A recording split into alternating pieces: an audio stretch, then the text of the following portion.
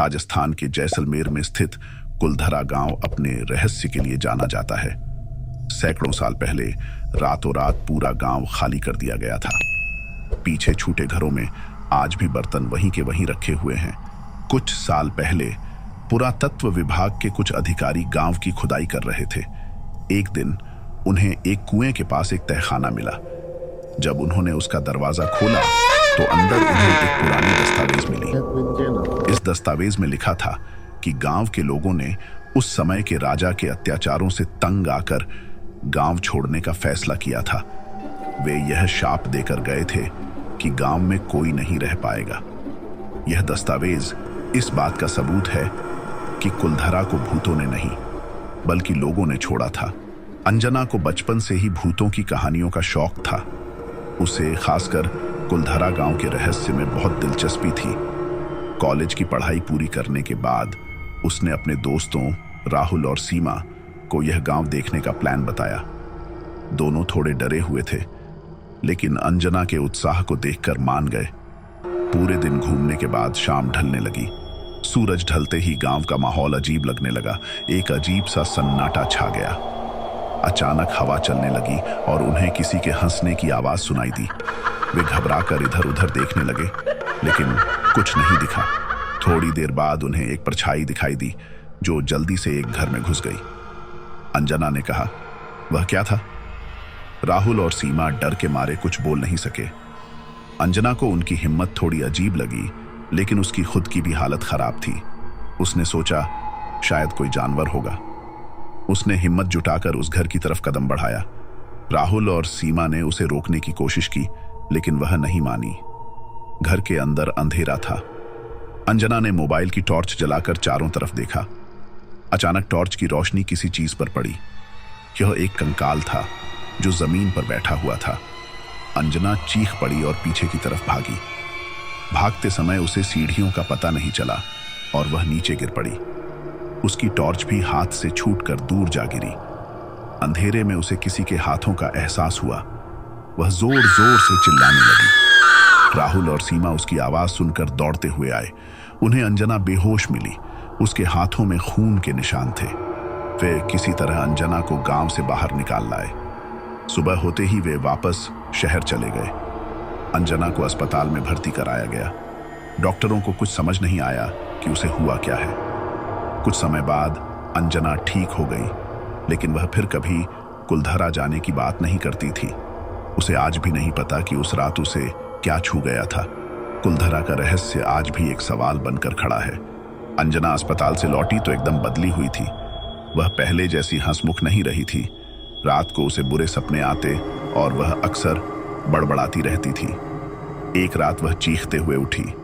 उसके बगल में सो रही सीमा ने देखा कि अंजना की आंखें खुली थीं, पर वह कुछ देख नहीं पा रही थी। अंजना बार बार कह रही थी, वह मुझे ले जाना चाहता है, कुलधरा वापस। सीमा घबरा गई और राहुल को जगाया। उन्होंने डॉक्टर को बुलाया, पर डॉक्टर ने भी यही कहा कि अंजना को किसी तरह का मानसिक आघात लगा है। दवाइयां दी, पर अंजना की हालत सुधरने का नाम नहीं ले रही थी। एक दिन अंजना गायब हो गई। राहुल और सीमा ने हर जगह उसे ढूंढा, पर कुछ पता नहीं चला। आखिरकार उन्हें पुलिस के पास जाना पड़ा। कई दिनों की खोज के बाद पुलिस को जैसलमेर से खबर मिली। जैसलमेर में उन्हें एक अजीब साधु मिला। वह दावा कर रहा था कि उसके पास एक लड़की है जो कुलधरा के बारे में कुछ जानती है। वे साधु के पास पहुंचे तो देखा वही अंजना थी, पर उसकी आंखों में कोई चेतना नहीं थी। साधु ने बताया कि कुलधरा में जो भूत अंजना को छू गया था, उसने उसकी आत्मा को अपने साथ ले लिया है और अब अंजना उसकी गुलाम है। साधु ने यह भी कहा कि कुलधरा के शाप को तोड़ने के लिए ही वह अंजना को अपने पास रखे हुए है।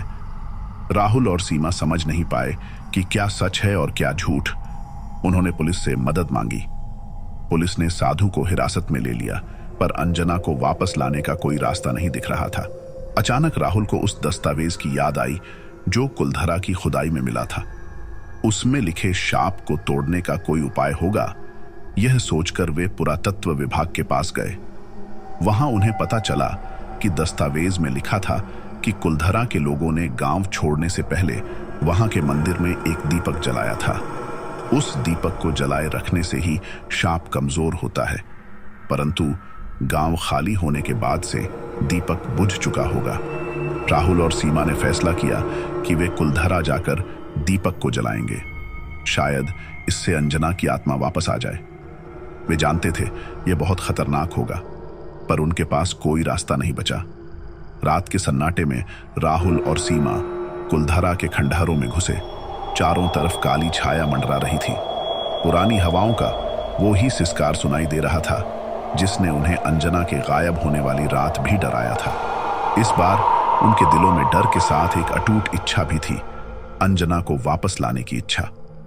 खंडहरों को पार करते हुए वो उस मंदिर तक पहुंचे जिसका जिक्र दस्तावेज में था। टूटी हुई मूर्तियों और उजाड़ गर्भगृह को देखकर उन्हें सिहरन हुई।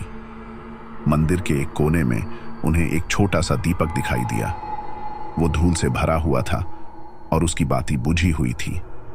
सीमा ने थरथराते हाथों से दीपक को साफ किया। राहुल ने अपनी जेब से लाइटर निकाला, मगर बार बार कोशिश करने पर भी लाइटर जला नहीं रहा था। हवा चलने लगी, जो उन्हें एक भयानक हंसी की तरह लगी। उनकी हिम्मत जवाब देने लगी, मगर अंजना का चेहरा उनके दिमाग में घूम गया। अचानक सीमा की नजर मंदिर के बाहर पड़ी। वहां एक धुंधली सी रोशनी आ रही थी। वो दौड़कर बाहर गई और देखती है कि एक छोटी लड़की हाथ में मिट्टी का दीपक लिए खड़ी है। लड़की की आंखों में एक अजीब सी चमक थी। लड़की ने कहा, दीपक जलाने के लिए आग नहीं, बलिदान चाहिए। सीमा और राहुल सहम गए। लड़की आगे बोली, कुलधरा का शाप तभी टूटेगा जब कोई अपनी खुशी से अपनी आत्मा दे देगा। लड़की की बातें खत्म होते ही वो गायब हो गई। राहुल और सीमा एक दूसरे को देखने लगे। उनकी आंखों में सवाल और डर दोनों थे। क्या वो अंजना को बचाने के लिए इतना बड़ा बलिदान दे सकते थे? यही वो पल था जब उनकी असली परीक्षा शुरू हुई थी। कुलधरा का रहस्य अपने भयानक रूप में उनके सामने खड़ा था। क्या होगा उनकी फैसला? क्या वो अंजना को बचा पाएंगे या फिर कुलधरा का शाप उन्हें भी अपना ग्रास बना लेगा? सीमा और राहुल खड़े थे। अंजना को बचाने के लिए एक आत्मा का बलिदान, ये फैसला उनकी हिम्मत को तोड़ रहा था। हवा फिर से चलने लगी, जैसे कोई उन्हें डरा रहा हो। मगर राहुल ने सीमा का हाथ पकड़ा और दृढ़ता से कहा, हम मिलकर रास्ता निकालेंगे। उन्हें याद आया कि दस्तावेज में शायद और कुछ लिखा होगा। वापस लौटकर उन्होंने पुरातत्व विभाग से संपर्क किया। वहां के विद्वानों ने उन्हें बताया कि दस्तावेज में आगे लिखा था, शाप टूटने के लिए जरूरी नहीं कि कोई मर जाए, बल्कि अपनी किसी महत्वपूर्ण चीज का त्याग करना पड़ सकता है। एक उम्मीद की किरण जगी। राहुल और सीमा सोचने लगे कि वो क्या त्याग कर सकते हैं। राहुल के पास तो कुछ खास नहीं था सिवाय उसके कलाकार बनने के सपने के। सीमा एक लेखक बनना चाहती थी। उन्होंने फैसला किया कि वो दोनों ही अपने सपनों का त्याग कर देंगे। राहुल ने अपने सारे कला उपकरण दान कर दिए और सीमा ने लिखना छोड़ने का वादा किया। वो वापस कुलधरा गए, उस मंदिर में। इस बार उनकी जेबें खाली थीं, मगर उनके दिल दृढ़ संकल्प से भरे हुए थे। उन्होंने मंदिर के बाहर ही खड़े होकर ईश्वर से प्रार्थना की और अपने सपनों का त्याग कर दिया। अचानक हवा शांत हो गई और मंदिर के अंदर से एक धीमी रोशनी निकली। उन्होंने झांक कर देखा तो वही दीपक जल रहा था। उसी वक्त मंदिर के बाहर से अंजना की चीख सुनाई दी। वो दौड़कर बाहर गए तो देखा अंजना वहीं खड़ी थी। उसकी आंखों में होश वापस आ चुका था। वो उसे गले लगाकर रो पड़े। कुलधरा का भयानक राज अब खत्म हो चुका था। राहुल और सीमा खुश थे कि उन्होंने अपने सपनों का त्याग करके अंजना को वापस ले आए। हालांकि उनके दिलों में एक कसक रह गई थी। वो अपने सपनों को पूरा नहीं कर पाएंगे, मगर अंजना को बचा पाए, यही उनके लिए सबसे बड़ी जीत थी। कुलधरा का रहस्य सुलझ गया था, पर वो अपने पीछे एक ऐसी कहानी छोड़ गया जो हर किसी को याद दिलाती है कि कभी-कभी सबसे बड़ा त्याग वही होता है जो चुपचाप किया जाता है।